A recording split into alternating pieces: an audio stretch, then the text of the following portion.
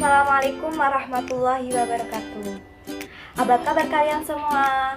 Apa kabar kawan-kawanku? Alhamdulillah bukan? Baik, di sini perkenalkan terlebih dahulu, nama saya Musdalifah. Saya dari Tadris Biologi Fakultas Tarbiyah IAIN Kudus. Di sini saya akan menjelaskan mengenai evolusi. Kalian pasti tahu mengenai apa itu evolusi, ya kan? Dan ada satu pendapat yang sangat kontroversial, yaitu pendapatnya Darwin. Ia mengatakan bahwa setiap organisme saat ini merupakan keturunan dari satu nenek moyang yang sama. Hal ini menyebabkan beberapa orang mensalahartikan bahwa manusia sekarang ini merupakan keturunan dari kera jenis tertentu.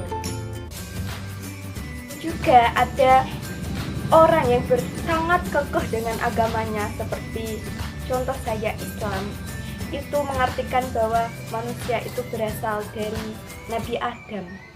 Nah, dengan itu, dua pendapat itu antara Charles Darwin dengan berkaitan dengan agama, tidak hanya Islam saja ya, itu perlu adanya ilmu untuk memahami lebih moderat. Supaya apa? Supaya antara evolusi dengan agama itu berjalan beriringan dan mencapai tujuan yang sama.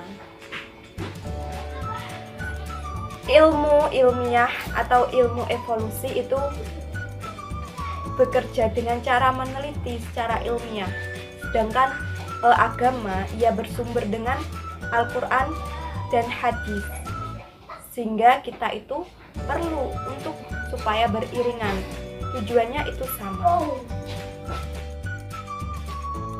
Baik, kita akan masuk ke materi intinya. Pada materi ini yaitu kita akan membahas tentang penciptaan makhluk hidup dari air. Dan tadi kan mengenai adanya ilmiah, bukti ilmiah, dan yang satu adalah dari sumber Al-Quran dan hadis. Nah, kita akan mengcombine. Kita di makhluk hidup dari air, yaitu pada surat Al-Anbiya ayat 30 dan surat An-Nur ayat 54. Di mana di surat Al-Anbiya ayat 30 dijelaskan bahwa dahulunya daratan dengan laut, daratan dengan langit itu menyatu.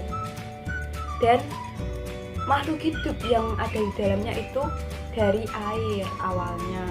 Terus kalau di surat An-Nur menjelaskan bahwa makhluk hidup ini jenis hewan itu dari air, baik hewan yang menggunakan perutnya untuk berjalan, atau kakinya, atau kedua kakinya, atau empat kakinya, itu dari air.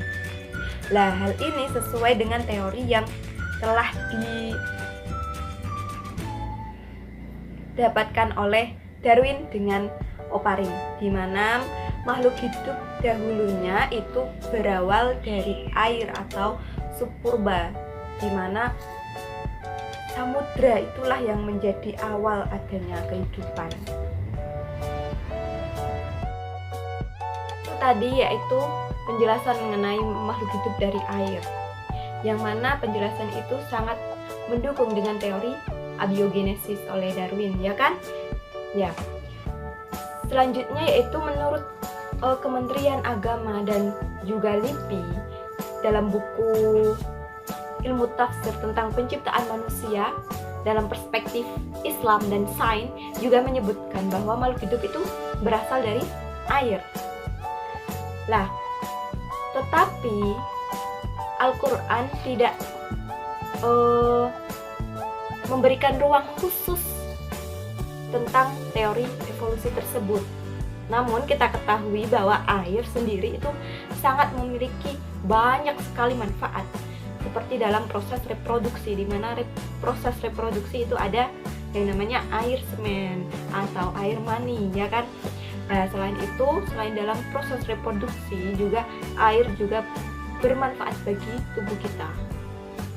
Dan dominasi tubuh kita itu banyaknya di air, seperti seperti darah, air liur itu kan air juga, air mata yang suka galau-galau lah itu. Dan banyak sekali peran air bagi kehidupan kita. Seperti itu penjelasan mengenai sains dan Al-Quran dalam penciptaan makhluk hidup dari air gitu. Semangat bukan untuk mempelajari materi kali ini? Pasti mas semangat, kita ditemani oleh jerapah-jerapah.